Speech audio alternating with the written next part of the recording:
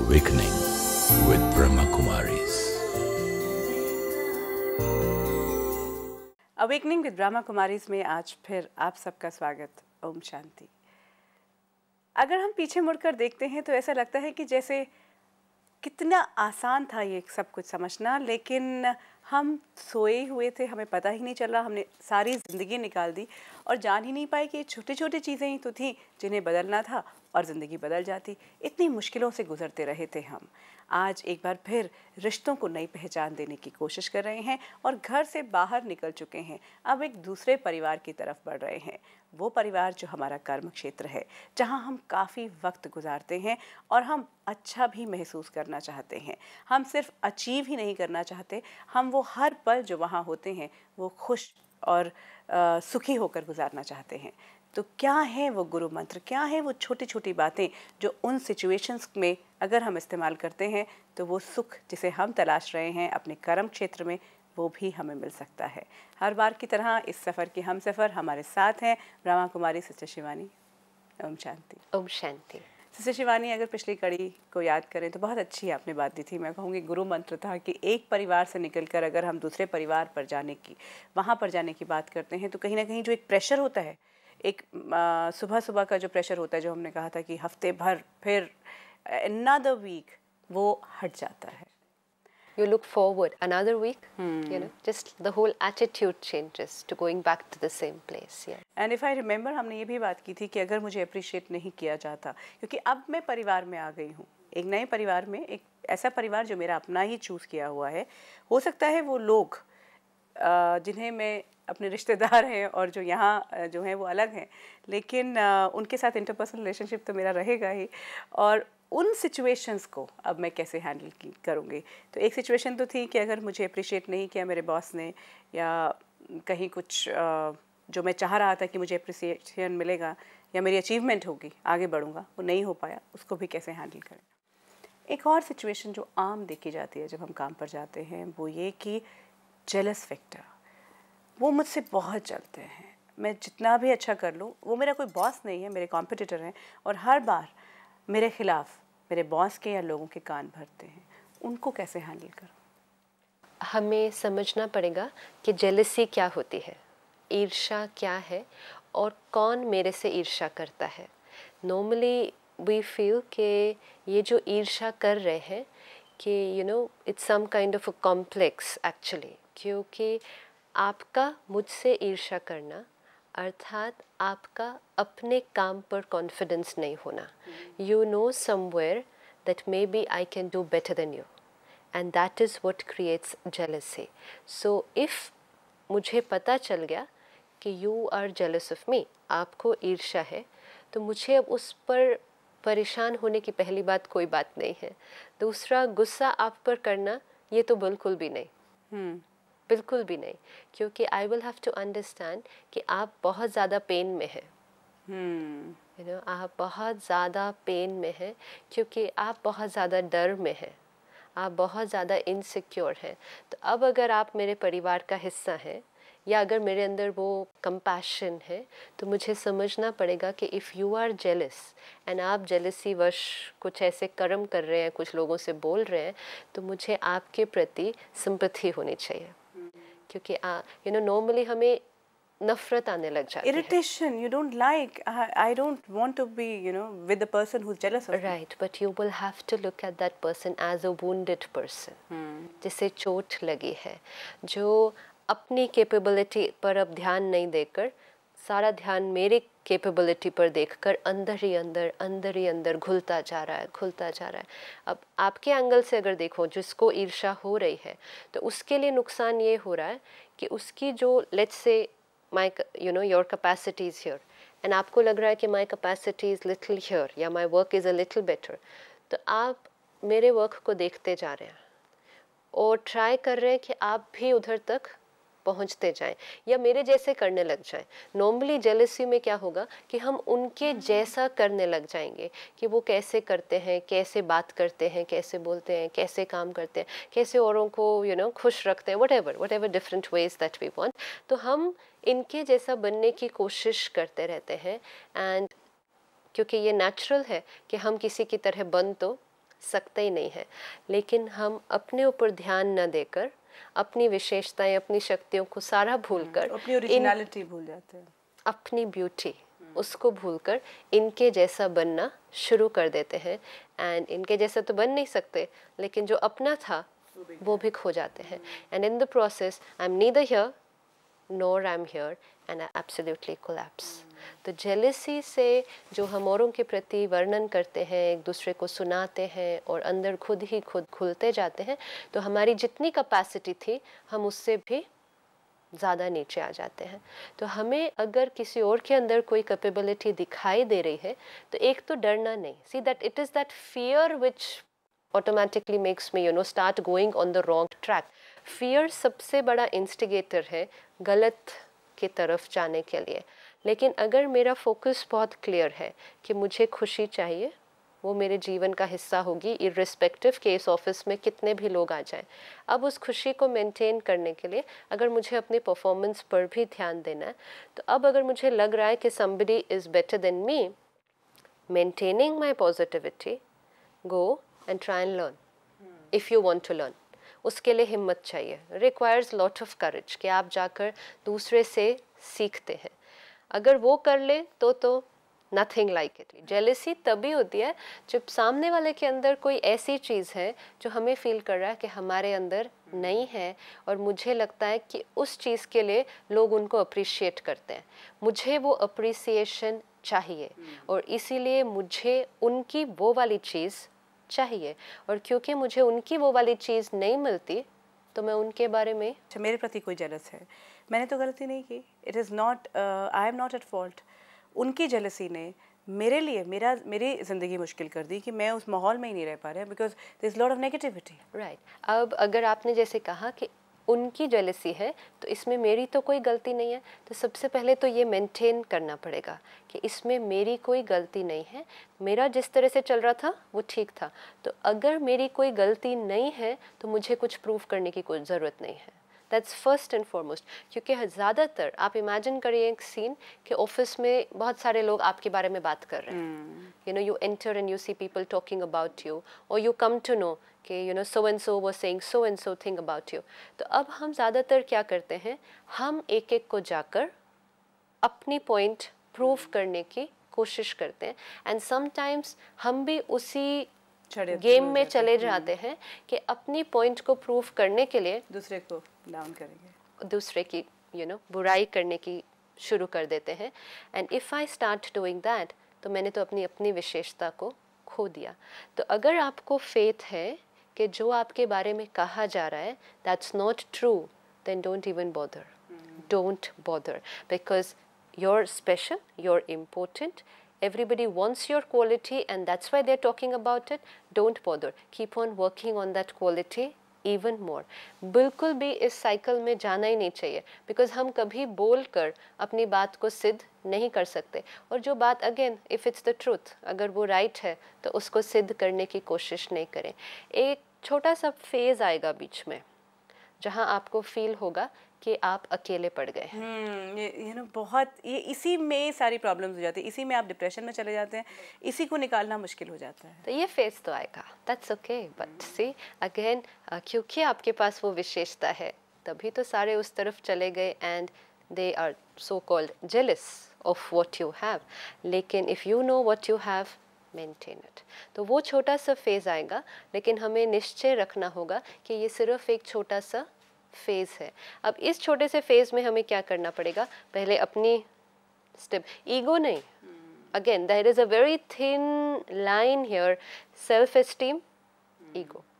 कि एक self esteem maintain करके रखेंगे, उस व्यक्ति की क्या निशानी होगी, सेल्फ एस्टीम हाई है, इंटरनल डिस्टर्बेंस कोई नहीं है, कि ठीक है जैसा चल रहा है, मुझे जाकर एक एक को प्रूफ नहीं करना है कि पता है मैंने ऐसा नहीं किया था, वो गलत बोल रही है, वो झूठ बोल रही है, मैंने, I don't need to do all that. और दूसरा, अगर सेल्फ एस्टीम हाई है तो मैं उस व्यक्ति के प्रति जो मेरे अगेंस्ट बोल रहे हैं, या उन सारे लोगों के प्रति जो मेरे अगेंस्ट होकर एक दूसरी साइड पर हो गए, उनके प्रति कुछ नेगेटिव नहीं सोचूंगी।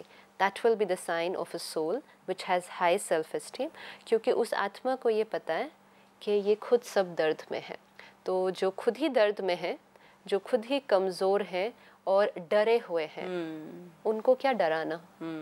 वो ऑलरेडी इतने डरे हुए हैं, उनसे क्या नफरत करना या उनको क्या गुस्सा करना जो ऑलरेडी बाहर से प्रोजेक्ट कर रहे हैं कि वो बहुत स्ट्रॉन्ग है, लेकिन इंटरनली वो बहुत डरे हुए हैं। जिस तरह से आपने कहा कि वो एक फ़ेज़ आएगा जब मैं अकेला पड़ जाऊंगा और उसके बाद फिर सिचुएशन चेंज हो जाएगी, ऐसे में जो अपॉर्चुनिटीज़ मिस हुई कहीं ना कहीं वो पूरे मेरी वर्किंग पे अफेक्ट कर रहा है, क्योंकि कहीं लोनलीनेस या एक मैं बार बार नहीं जा रहा अपने आप को प्रूव करने, तो मैं अपनी स्टेबिलिटी मेंटेन कर रहा हूँ, लेकिन कहीं ना कहीं अपॉर्चुनिटीज़ ऐसा फील होता है कि मिस होती हैं।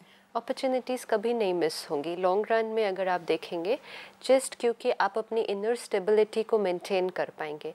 उस समय लगेगा अगेन ये इल्यूजन सारे क्रिएट होंगे कि ये मेरे हाथ से जा रही है, ये अपॉर्चुनिटी मेरी होनी चाहिए थी, लेकिन क्योंकि इस समय सारे मेरे अगेंस्ट है, मुझे नहीं बुलाया तो गया, ये मुझे नहीं दिया गया काम, ये किसी और को दिया गया।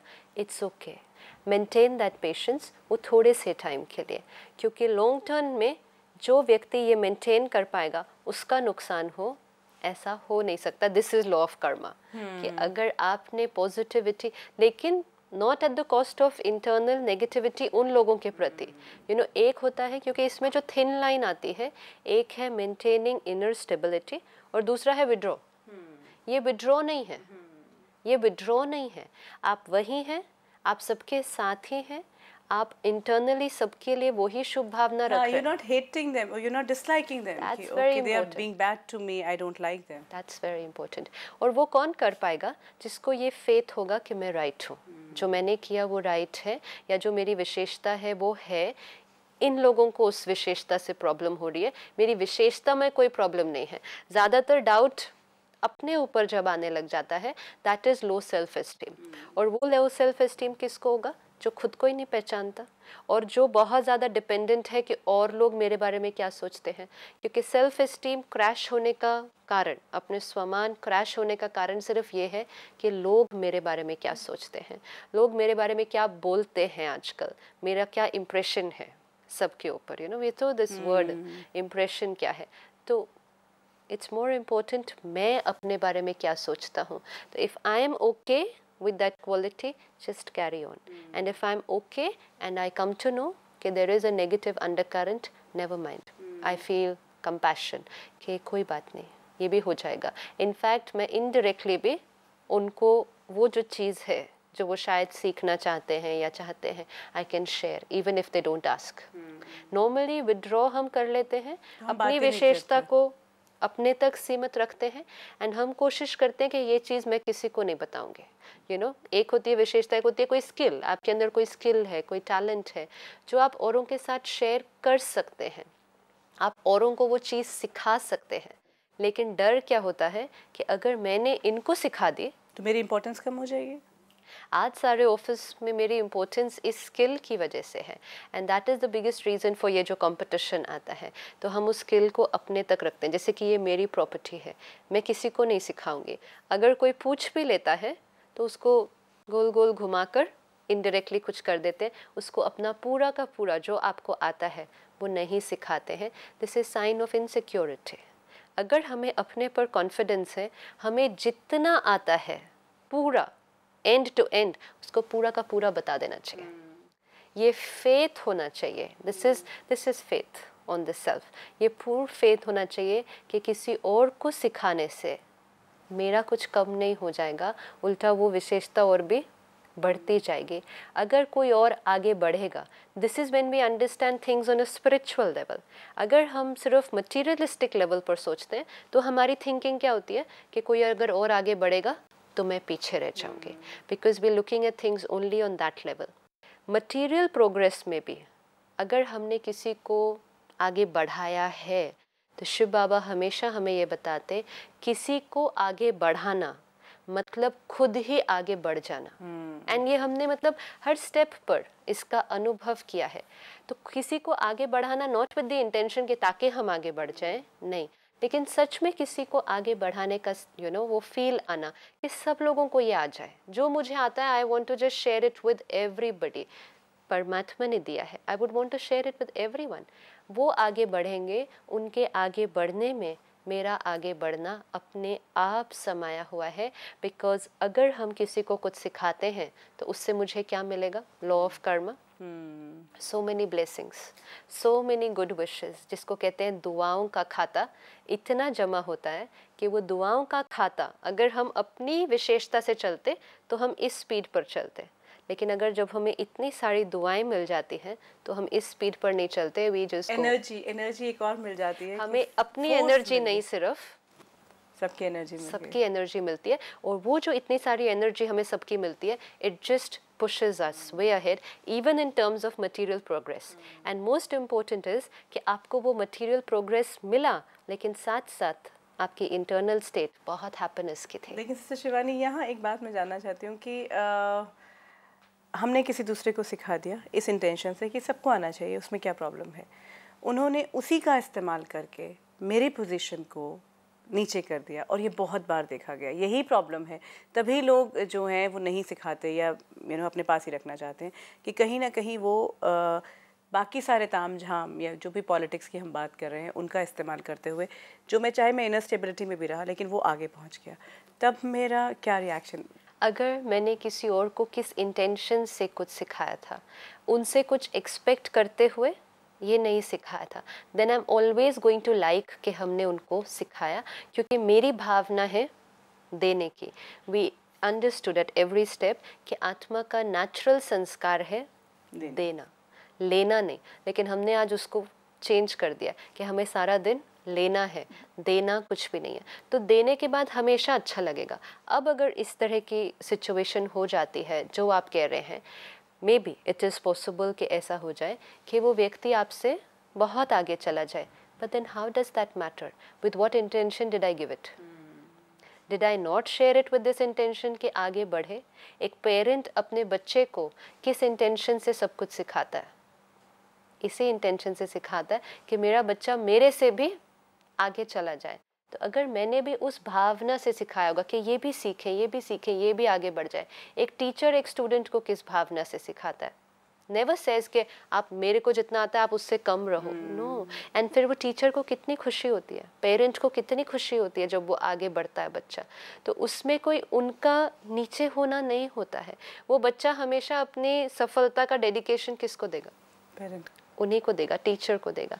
अब in this case may be you will not get it, that kind of glorification आपको नहीं मिलेगी, लेकिन internal deep within, I think the person knows कि the क्या person knows from where I've got, and sooner or later you will still get it back in terms of material progress. लेकिन जहाँ तक inner feeling की बात है, वो तो आपको already मिल गई है। because when you give, it goes through It goes through you. अब अगर उसके बाद आप hurt हो रहे हैं, तो इसका मतलब you had given it with an intention. तो हर कर्म में इंटेंशन बहुत इम्पोर्टेंट है कि हम किस इंटेंशन से गिर रहे हैं। अगर आपको डर है कि कहीं आके निकल जाए, फिर मत दीजिएगा, because there is a chance कि वो आपसे बहुत अच्छा सीख ले, क्योंकि उनकी कैपेबिलिटी कितनी है। But that's okay, why not? अगर मुझे खुशी हो औरों को आगे बढ़ता हुआ देख, and that will happen when I am not in a race. जो उनकी स्पीड उनकी है, मेरी स्पीड अपनी है, that's okay. I'm going to move at this speed. I like myself at this speed. लेकिन if they go faster, it is fine. I'm happy seeing other cars going ahead of me. Then it's fine. लेकिन अगर डर है, तो फिर नहीं देना. Then keep it to yourself. But it's a very limited feeling. आप सिर्फ अपने लिए ही जीते हैं, अपने लिए ही करते हैं, और इसमें कभी खुशी नहीं अनुभव होती। शिवानी, हमने घर की बात की थी तो मूल्यों की बात की थी। कहीं ना कहीं गिरते मूल्य हम घर में बचाने की कोशिश करते हैं, क्योंकि हमें बच्चों के सामने आना है, हमें बच्चों को देने हैं। लेकिन जैसे ही बाहर निकलते हैं, ऑफिस पहुंचते हैं, वहाँ मूल्य ताक पे रख दिए जाते हैं। अपने मूल्य हम बचाने की कोशिश भी करें ऑफिस पहुँच कर, लेकिन जब माहौल ऐसा देखते हैं तो मूल्य जिनमें करप्शन एक बहुत बड़ी बात आ जाती है, या और भी सारे अगर जीवन मूल्यों को देखते हैं और हम ये मान लेते हैं कि जो माहौल है उसी के साथ मैं भी उसी में इन्वॉल्व हो जाऊंगा, तो तभी मैं जी सकता हूँ। तो ऐसे माहौल में अपने मूल्यों पे कायम रहना वो बहुत मुश्किल आज के वक्त में लगता है, और अपने मूल्यों को सही रूप में पहचानना, ये दो इम्पॉर्टेंट चीज़ें। ये तभी हम कर पाएंगे अगर हमने अपनी लाइफ को प्रायोरिटाइज कर दिया है। अगर हम अपने आप को सिर्फ एक शरीर समझते हैं। अगेन सोल कॉन्शियसनेस पर बहुत इम्पोर्टेंट आ जाता है कि अगर हम अपने आप को शरीर समझते हैं तो हम समझते हैं इतना सा ही तो जीवन है, इस जीवन में जो कुछ मिल जाए यही ज़्यादा इम्पोर्टेंट है, और जो कुछ प्राप्त करना है जल्दी कर लो। So survival of the fittest, just keep getting getting getting, this is how much you have time you want to get, you can get everything. जब ये एटीट्यूड होगा तब हम उसके लिए कुछ भी कॉम्प्रोमाइज़ करने के लिए रेडी हैं। तो मतलब हम छोटी से छोटी चीज़ के लिए भी अपनी वैल्यूज़ को गिव अप कर देंगे। जब हमें समझ में आ जाता कि ये शरीर है, मैं इसको चलाने वाली शक्ति आत्मा हूँ, आत्मा की वैल्यूज़ हैं, आत्मा के गुण हैं, आत्मा के संस्कार हैं। खुशी जो है वो मुझे इन मटीरियलिस्टिक चीज़ों से नहीं मिलने वाली, वो मुझे इंटरनल, जो मैं एक एक कर्म करूँगी, किन वैल्यूज़ पर बेस्ड करूँगी, वो तब मुझे मिलने वाली हैं। अब मुझे अपनी लाइफ को डिसाइड कर लेना चाहिए कि अगर मुझे एक प्रमोशन, एक मतलब बंगला, गाड़ी, व्हाटएवर दीज थिंग्स, ये सब मिलने वाली हैं एट द कॉस्ट कि मेरी खुशी जाएगी। क्योंकि वैल्यूज़ को साइड पे रख के प्राप्त की हुई वस्तु मन की स्थिति को खुशी कभी नहीं दे सकता, क्योंकि बीज नेगेटिव था। तो हर एक के लिए अलग अलग है। We are not going to say here, और we are not here to tell anyone कि दिस इज़ रॉन्ग और this is right. This is for you to decide. अगर आप कहते हैं नहीं जी करप्शन के बिना तो पॉसिबल ही नहीं है, दैट्स योर डिसीजन, एब्सोल्युटली आपका निर्णय है ये। प्रेशर, लोग इसमें कुछ नहीं कर सकते हैं, क्योंकि इसी वायुमंडल में लोग हैं जो इस चीज़ के लिए झुकते नहीं हैं।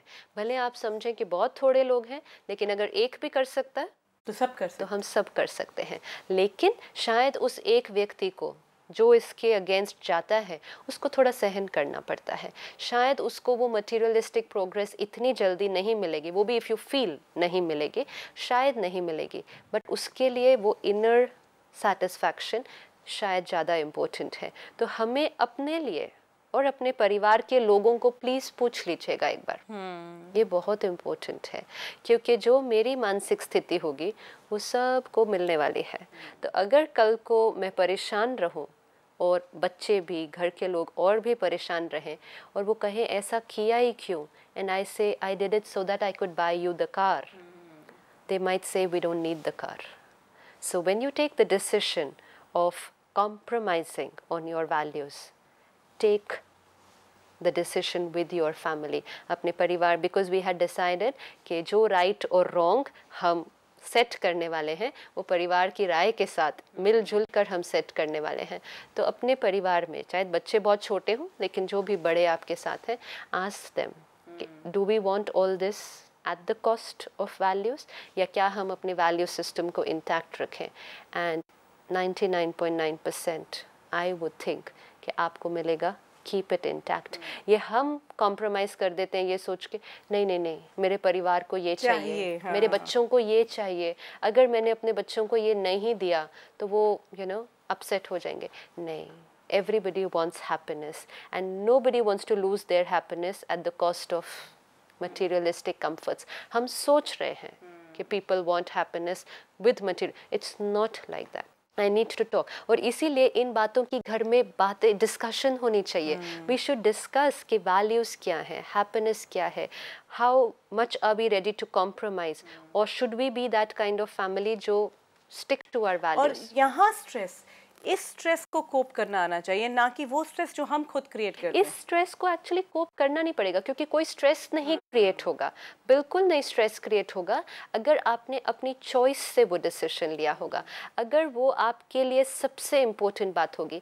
लेट्स से ऑनेस्टी या ब्राइब नहीं देना या नहीं लेना, if this is more important to me than anything else, then any car और bungalow, I will not get stressed. Even if my job is at stake, it doesn't matter, क्योंकि मेरे पास वो वैल्यू है जो शायद आज बहुत कम है लोगों के अंदर।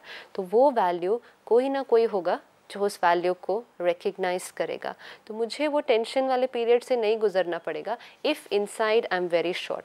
लेकिन अगर मैं कमज़ोर हूँ, एक बार सच बोला, थोड़ा सा उसका कुछ प्रेशर पड़ा, नहीं नहीं नहीं सच बोलने से तो नहीं चल सकता, झूठ बोल दो, कर दो, then I am not fit to do it. Then I will have to do जो all the things जो सारे लोग कर रहे हैं, and then I will have to get जो सबको मिल रहा है. इट मीन वही आ जाती है कि how much I value my values. Absolutely, it's not about, ये lame excuse है, ये एक बहाना है कहना कि सब लोग कर रहे हैं, अगर मैंने नहीं किया. And this even applies to you know social addictions वगैरह. हम कहते हैं ओ हम जब पार्टी में जाते हैं, सोशल कल्चर में सब लोग ड्रिंक कर रहे हैं तो मुझे करना ही पड़ेगा, अगर मैंने नहीं किया तो मेरा बॉस मेरे बारे में क्या. Excuses, absolute excuses. क्या इस बेसिस पर किसी की मेरिट डिसाइड हो सकती है? Nothing. So we have to understand, अगर we want to do what everybody is doing, then we will get what everybody is getting, and everybody is getting tension, anxiety and stress. If I want to get something different, that's happiness, I will have to do something different, I will have to be somebody different. That's very important. तो अगर वो खुशी चाहिए, it's in your hand already. गवाना नहीं है उसको इन छोटी छोटी बातों के लिए. ये जो वैल्यूज़ की जो बात हम कर रहे हैं, या जिस तरह से जो छोटी छोटी सिचुएशन सामने आती हैं उस पर कैसे आप अडिग रह सकते हैं. अडिग भी रहने की ज़रूरत नहीं, जस्ट ए माइंडसेट. प्रायोरिटाइज. कि ये बोले ये झूठ बोलना ही पड़ेगा, आई एम सॉरी मैं झूठ नहीं बोल सकता. Now I am ready to face any consequences for it.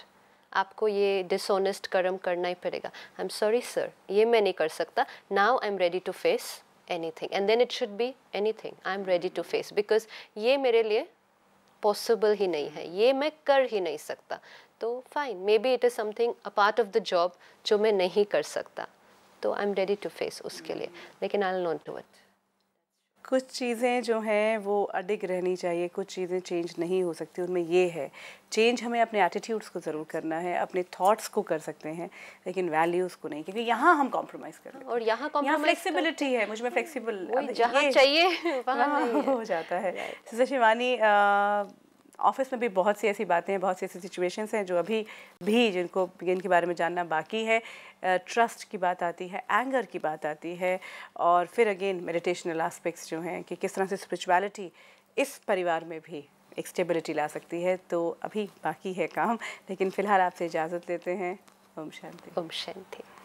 Office में जब हम पहुंचते हैं, जब हमने उसे मान लिया, स्वीकार लिया कि वो मेरा परिवार है, फिर जब इंटरपर्सनल रिलेशनशिप्स में प्रॉब्लम्स आती हैं, जेलसी की आज हमने बात की, और किस तरह से अपनी वैल्यूज़ पे हम अडिग रह सकते हैं.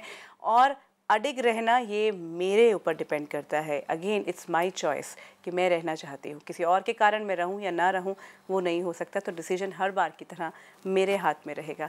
कोई ऐसी बात है जो आप हमारे साथ शेयर करना चाहते हैं, कोई सवाल गुनगुना रहा है, तो आपका स्वागत है. आप हमारे साथ शेयर कीजिए उसे, हमें फ़ोन कीजिए या फिर ईमेल पर भी संपर्क कर सकते हैं. If you wish to discuss your problem or have a question to ask, or want to know your nearest Raj Yoga Meditation Center, call us on 09999744555.